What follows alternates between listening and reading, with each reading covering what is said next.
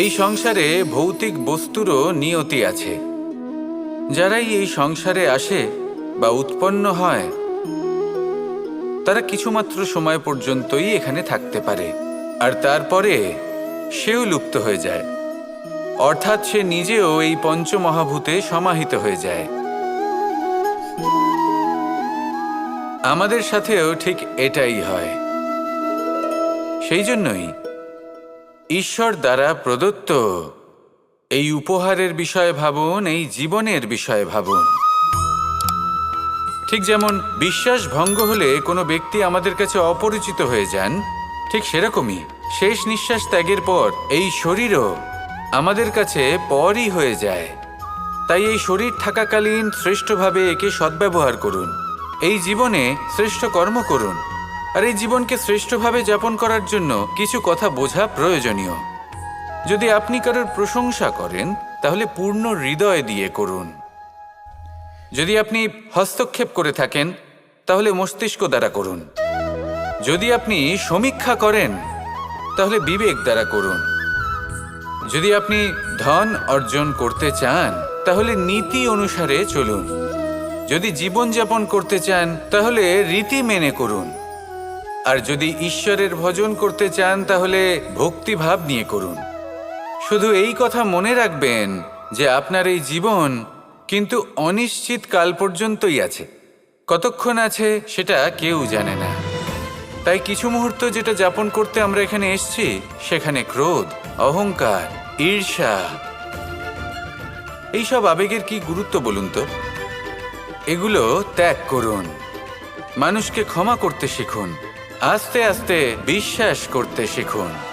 এই সংসারে নিঃস্বার্থভাবে প্রেম করতে শিখুন আর সবার মধ্যে আনন্দ বিতরণ করুন।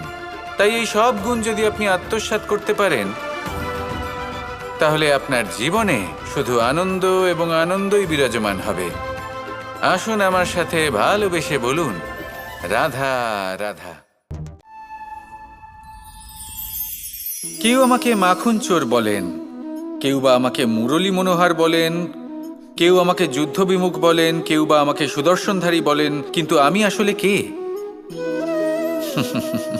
আসুন, আজ আমি আপনাকে আমার আসল পরিচয় জানাবো।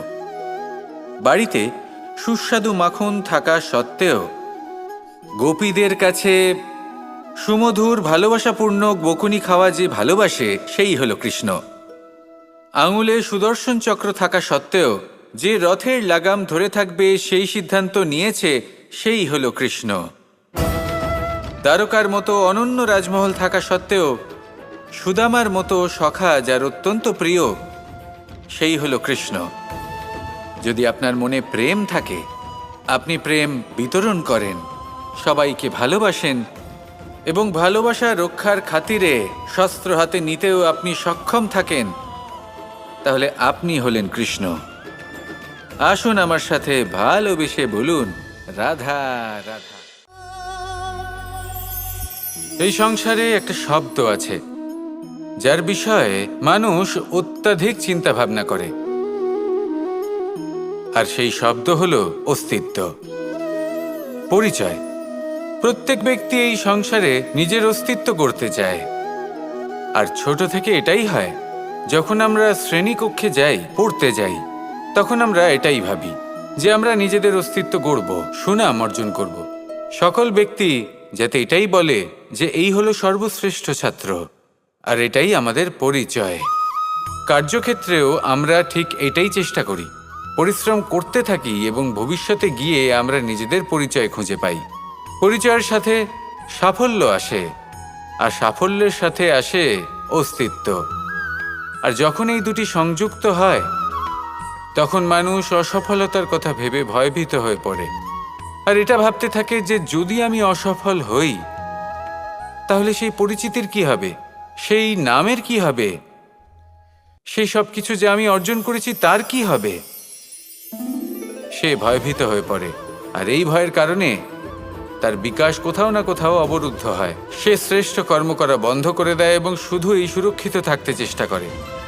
আর অসফল হলে তাতে ভয় পাওয়ার কোনো প্রয়োজন নেই, কারণ যখন আপনি সফল হন তখন এই সাফল্য আপনার পরিচয় এই সংসারের সাথে করায়। কিন্তু যখন আপনি অসফল হয়ে থাকেন, তখন এই অসফলতা এই সংসারের পরিচয় আপনার সাথে করায়, যা অত্যন্ত আবশ্যক। অসফলতা প্রত্যেকের জীবনেই আসবে, তার সম্মুখীন হন আর তার থেকে শিক্ষা লাভ করুন। কারণ যখনই আপনি অসফল হন, তখনই আপনার জ্ঞান চক্ষু উন্মুক্ত হয়। আসুন আমার সাথে ভালোবেসে বলুন, রাধা রাধা।